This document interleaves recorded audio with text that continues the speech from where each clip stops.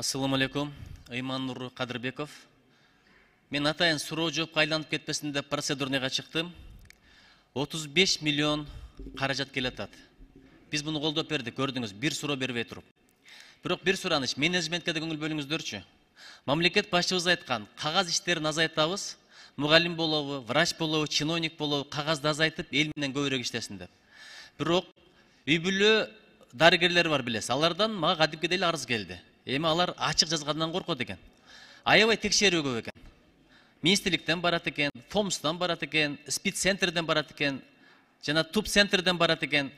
Ошо келген комиссияны ойлоп, ошолорго жагалы деп кагаз толтуруп, эл журт менен пациент менен иштей албай калдык. Показуха менен алек болуп калды деген сөздөрдү айтып атат. Ушуну бир карап коюңуздарчы. Бизде ошо текшергендер көп, бирок иштин сапаты баягынын таягы эле да. Жооп бербей деле койсоңуз болот. Бирок мен муну контролго алам.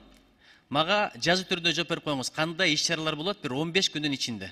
Биринчи чараларды көрүп туруп, ушул жагынан кадамдар жасап, президенттин саясатына да каршы бул, элге, журтка дагы зыян. Эмне себептен дегенде, азыр балаңды алып барасыңбы, кандай поликлиникага өзүң барасыңбы, сөзсүз түрдө кезектер аябай көп. Ар жакта пытырап жүрөт. Эмне? Комиссия келди, түкүнчө текшерип келип калыптыр, бул текшерип келип калыптыр деп. Элге түздөн түз зыян тийип атат ушуну. Эске алып коюңуз.